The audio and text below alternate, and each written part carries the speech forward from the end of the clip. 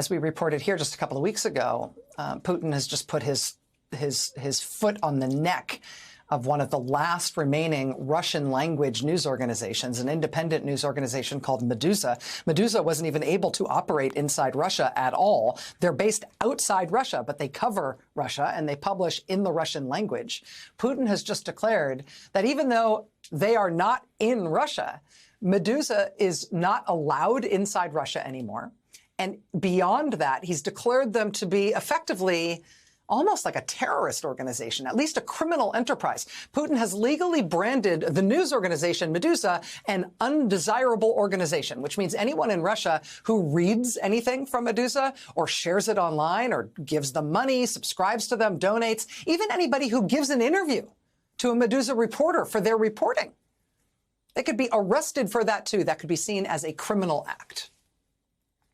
And as we reported here a couple of weeks ago, the Meduza staff is defiant. They're scared, but defiant. Their staff put out a statement in response to this action by Putin saying, quote, "We'd like to tell you that our new undesirable status doesn't worry us, that it means nothing, but that would be untrue. We are afraid. We fear for our readers and for those who have collaborated with Meduza for many years. We fear for our loved ones and our friends. But we believe in what we do. We believe in freedom of speech. We believe in a democratic Russia. The stronger the pressure, the tougher we will resist it." That was 2 weeks ago. And indeed, tonight, 2 weeks hence, 2 weeks after we first brought you that report, Meduza is still there. They still exist. I mean, tonight you can look at them online, meduza.io. They offer English language translations of their reporting. Here they are tonight online, publishing independent accounts of the death toll of Russian soldiers in Ukraine, which of course is something you will never get from Russian state media. Here's something they posted earlier today, an account of a report on Putin being too afraid now to travel by air. He is now reportedly only traveling by heavily armored train. Traveling by train instead of by plane means that nobody can monitor his flight data. They also have reportedly painted this train so that it's a stealth operation. It now looks just like a regular Russian railways train, except you can tell it's the special Putin train because it has 2 extra axles to deal with all the extra weight because it is heavily armored. And also all the other trains have to move and get out of its way because it doesn't stop at any stations. You can find that report tonight at meduza.io. Meduza is still there. They are still working, still piecing it together under threat.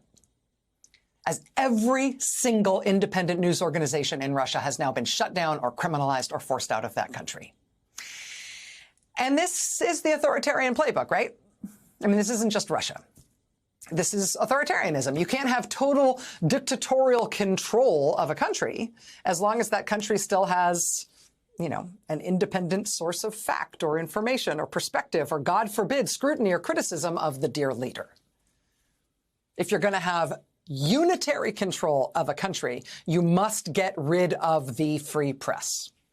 It is a systematic thing for authoritarians, and it is the same for authoritarians everywhere. I mean, you might remember a couple of years ago, remember the Nobel Peace Prize a couple of years ago went to 2 people who didn't know each other, even though they do the same type of work in 2 different parts of the world. It went to an editor from Russia, the man on the right, and an editor from the Philippines, the woman on the left.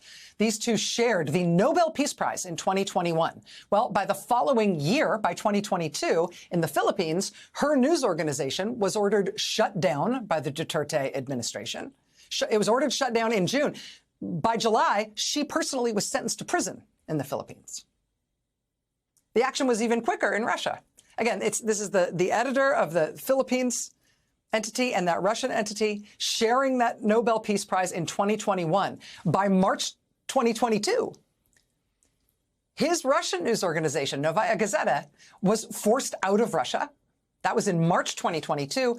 In April 2022, he was attacked physically on a train.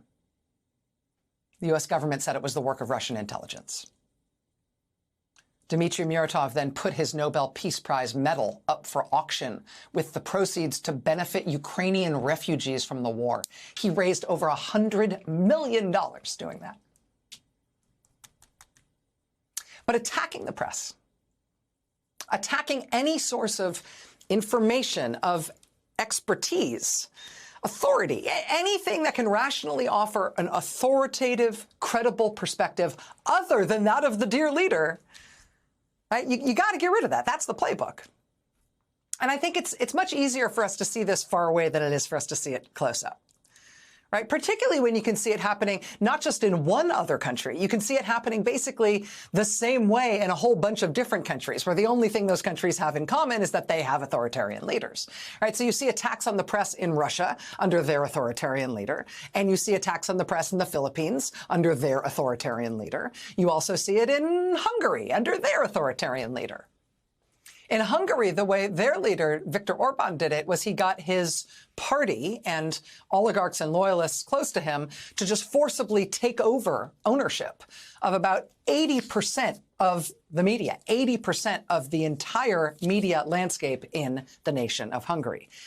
Then the remaining 20%, the remaining independent press that they didn't outright own, they started just arbitrarily revoking the licenses of those entities to operate, calling them, what else? Fake news.